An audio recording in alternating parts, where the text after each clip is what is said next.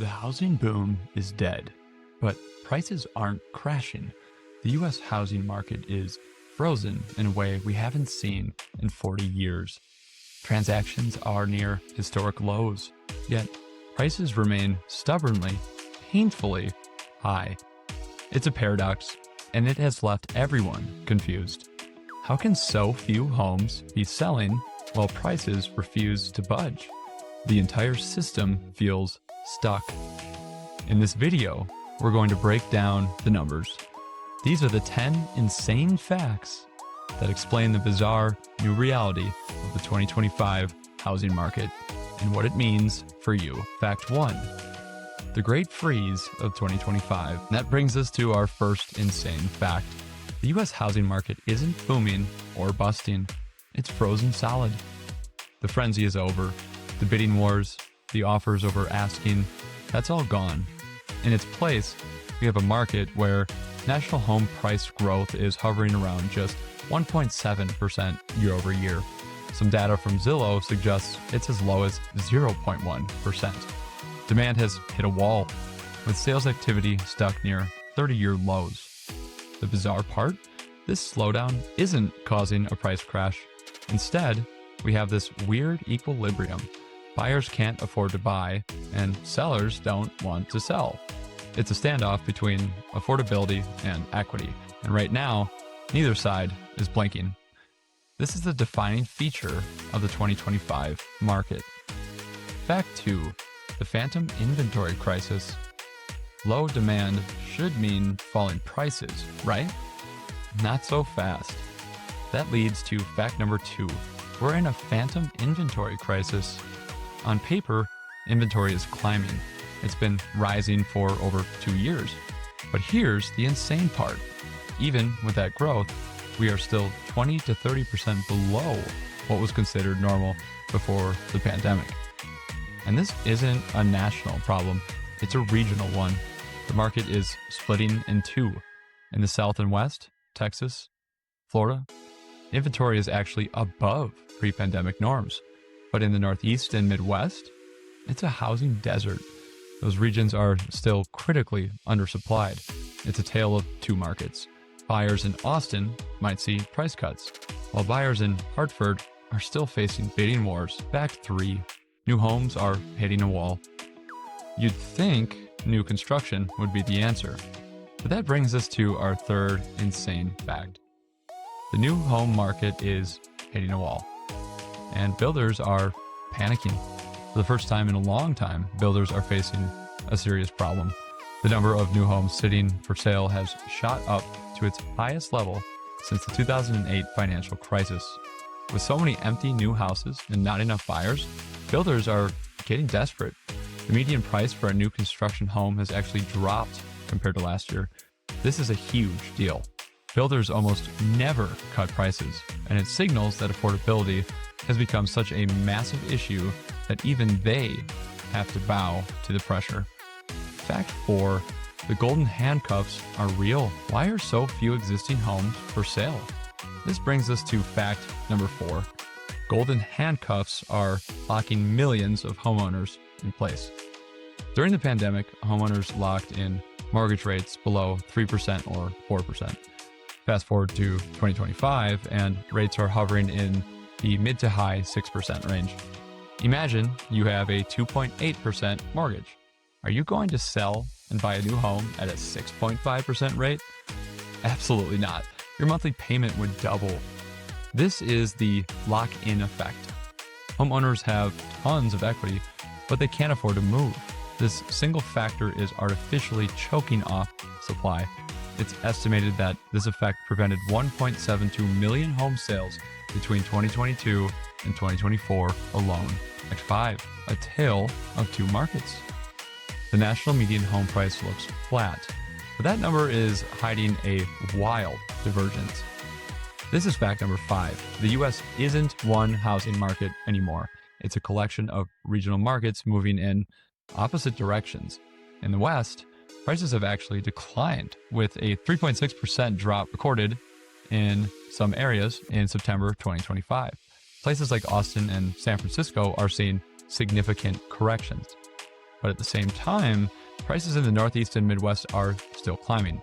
Markets like Hartford, Connecticut, and Cleveland, Ohio are seeing some of the nation's highest price growth. It's almost entirely due to the inventory imbalance. Your experience as a buyer or seller is completely dependent on your zip code. Okay, we're halfway through. If you're finding this breakdown valuable, do me a favor and hit that like button. It really helps the algorithm. And if you want to stay ahead of the curve with more data-driven insights, make sure you're subscribed. Now, let's get back to the insanity. Fact 6, sellers are finally blinking. For years, sellers held all the power. That reality is over. This brings us to fact number 6. Sellers are finally starting to blink. The clearest sign, homes are sitting on the market. The median days on market has stretched to 51 days, a full week longer than last year, and much closer to normal. The days of instant sales are gone. With homes lingering, sellers are adjusting their expectations. In September 2025, nearly 20% of all listings had a price reduction. Sellers are waking up to the new reality. They have to compete for a much smaller pool of buyers. The power dynamic is shifting. Fact 7, the decade-long inventory crash. To understand how we got here, we have to look back. That's insane fact number 7. The current crisis was created by a decade-long inventory crash. After the 2008 crisis, home building collapsed. For the entire 2010s, the U.S. dramatically underbuilt homes. This created a structural shortage of housing. Goldman Sachs estimates we need to build 3 to 4 million additional homes just to get back to a balanced market. So when the pandemic hit and demand surged, it was like throwing gasoline on a fire. There simply weren't enough homes. Even though inventory is rising now, we are still digging out of a hole that is more than a decade deep. Fact 8, the wealth effect cushion. If demand is low and affordability is the worst it's been in generations, why aren't prices crashing? Insane fact number 8 provides a critical piece of the puzzle. A wealth effect is acting as a cushion for the market. While a first-time home buyer struggles, another group of buyers is propping up prices. These are homeowners with massive equity from the recent price run-up or people who have benefited from a strong stock market. This wealth allows them to make much larger down payments, which offsets the pain of higher mortgage rates. So even though the number of buyers has shrunk, the buyers who are still in the market are wealthier and less sensitive to interest rates. They are setting the price floor. It's a market increasingly driven not by income, but by existing wealth. Fact 9, the Great Migration is slowing down.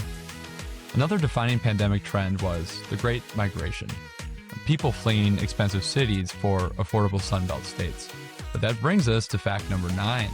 That migration is slowing, and it's changing the inventory map. The flow of people from New York and California to Texas and Florida drove the boom in those areas. Now, that trend is cooling off. As a result, the inventory growth we're seeing is heavily concentrated in the South and West, the very places that saw the most migration. Meanwhile, the Northeast and Midwest, which lost people, now have the tightest supply. The ghost of the pandemic-era migration continues to shape who has homes to sell and who doesn't. Fact 10, builders are giving away the store. And for our final, most insane fact, while homeowners are locked in, home builders are so desperate they are practically giving away the store. We already know new home inventory is at the highest level since the financial crisis. To move these homes, builders are rolling out massive incentives. We're talking about mortgage rate buydowns, where the builder pays to lower your interest rate from 6.5% to 4.5% for the first few years. This has created a bizarre situation. In many areas, it's now cheaper to buy a brand new home with builder incentives than it is to buy a comparable existing home. This is a complete inversion of the normal market dynamic and shows just how much pressure builders are under. So there you have it. The 2025 housing market isn't crashing, it's frozen.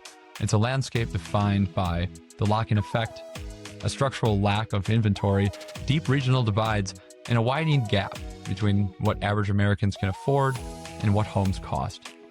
Prices are being propped up by homeowner equity and low supply, while sales volume remains in the basement. This isn't a market that's going to fix itself overnight. Most experts believe we'll be in this strange, stagnant pattern until mortgage rates come down significantly, which might not happen until 2026 or later. I want to hear from you.